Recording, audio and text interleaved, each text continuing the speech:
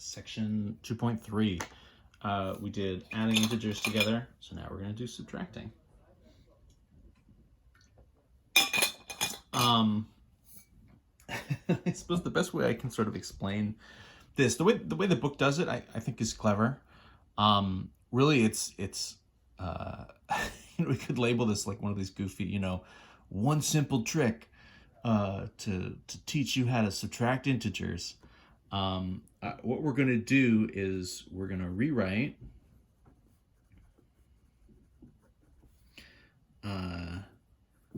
so any subtraction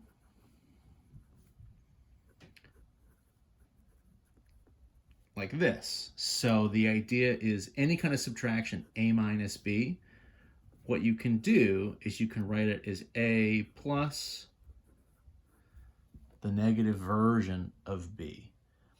We kind of did this, I think, in one of the examples in the last section. I kind of talked about this going backwards. That is, when we were sort of adding, a positive and sort of adding a negative to it, I kind of said you really could rewrite that as a subtraction. In some sense, what we're going to do now is flip that and turn it around. So our kind of move, our sort of basic concept is any subtraction, really, we can just write as, the first value plus a negative of the second. And in that way, then it's just a repeat of the last section, right? Then it's just more 2.2, right? So let's put some examples down so we can kind of see what this looks like. So for instance, so maybe let's start with something kind of trivial, right? 10 minus 4. Now this is just a nice whole number, right? This we know is going to be 6. This is something we could have done in chapter 1. I mean, in theory, you could call that 10 plus negative 4. And the idea is, right, this is 6, this is also going to be 6. All of this is 6. Now, maybe that's not a great example to start with because probably we wouldn't do that, I guess, right? Because we don't really need to. So maybe this is going to be a little bit more useful if we actually sort of throw in some more negatives here and get something that's a little bit different. So what if we flip this around? So what if I did, right, 4 minus 10? I mean, this kind of gets right to what our issue is. We sort of talked about adding, subtracting. I think the first thing you start to think about when you think of subtracting, if you're taking values away, what would happen if you took away more than you'd start with, right? I'm at 4 and I'm taking 10 away from it.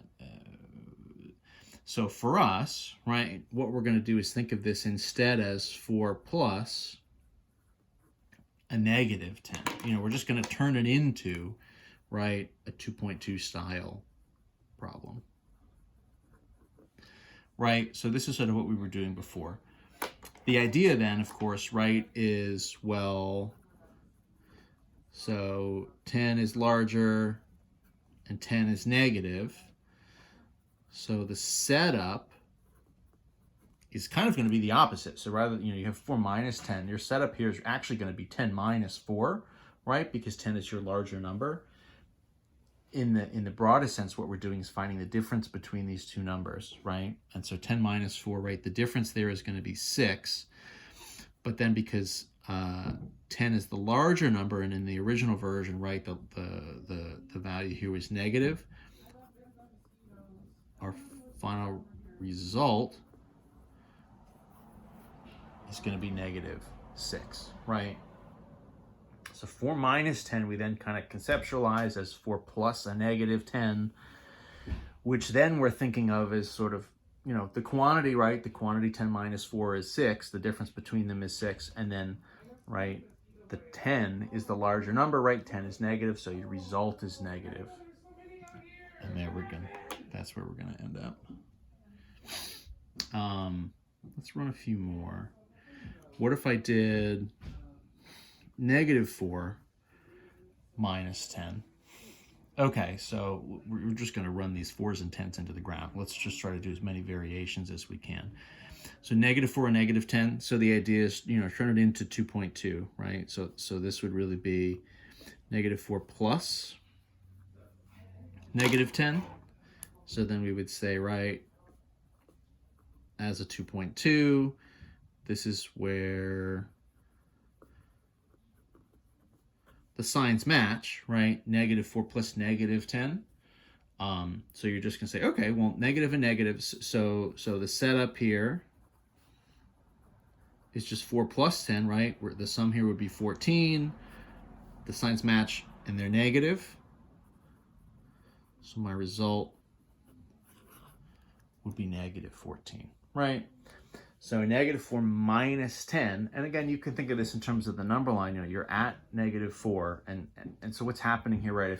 If you subtract a number away, you're shifting to the left on the number line. So you're at negative 4, you move 10 more to the left, you end up at negative 14, right? So a negative sort of minus a positive, right, becomes a negative plus another negative. So we did positive minus positive, positive minus positive, sort of larger minus smaller, smaller minus larger. What else? Let's do, let's get some double negatives in the mix. So what about let's subtract a negative number. So one thing here that maybe gets to me to be a little bit new, you know, it depends a little bit kind of how you want to write this, but this jumps back to our concept from 2.1 of a double negative, right? Now there's a little bit of a weird notation thing happening because, you know, our subtraction and our negative signs, they really look the same, and in some sense that's because they are the same, right? They're sort of the same concepts. So what you would do here, you know, technically you would say, so let's add the negative version of negative 10. This is where it gets a little bit clunky, right? You might just say, listen, double negatives, so this is plus, right? I mean, the idea here is this is plus 10. That's what you're trying to tell me. And I'm saying, yes, yes, yes. Let's go through it officially, though, right? So the idea here is that if I'm going to add, or rather if I'm going to subtract, we'll write it as adding the negative, adding the opposite. So 4 plus, the opposite of negative 10, right? So that's really positive 10. So this becomes for us, after a lot of runaround, really just becomes 4 plus 10, right? So subtracting a negative number is really just adding a number. And so for us now, we end up a little bit counterintuitively, right? You know, you say I'm subtracting, I've got negatives in the mix. Am I going to get just like the biggest negative number possible when in fact the opposite happens? Again, right? Because a negative sign is an opposite number. So if you subtract an opposite number, what happens is those two concepts sort of cancel each other out, and you're really just adding a positive 10, right? So you kind of catch this double negative and you're writing it and sort of transforming it into an addition. We could do, let's do one more with the 4s and the 10. Let's do a negative 4 minus negative 10, right? That's all negatives, you know, negatives up and down the board.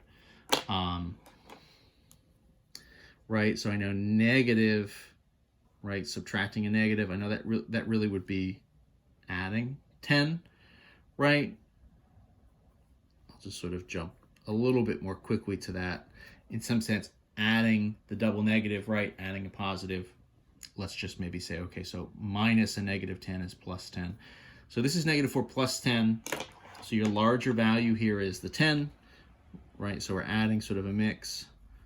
The larger here is the 10. The larger is positive.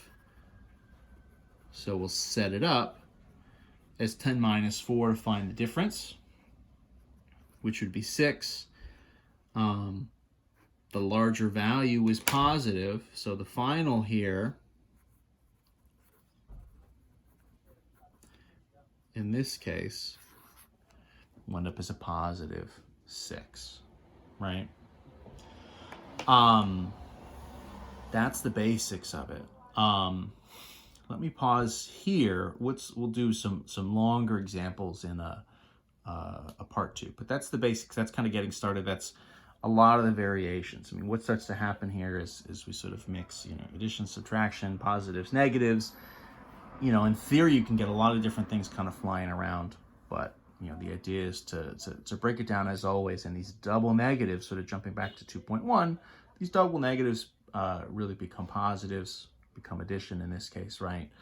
And rather than think of this as a subtraction, if we think of it as adding a negative number, we kind of just chase the negatives around for a few minutes and clean everything up, and then we can do the same stuff we were doing in 2.2. Anyway, we'll do a few more longer ones here in part 2.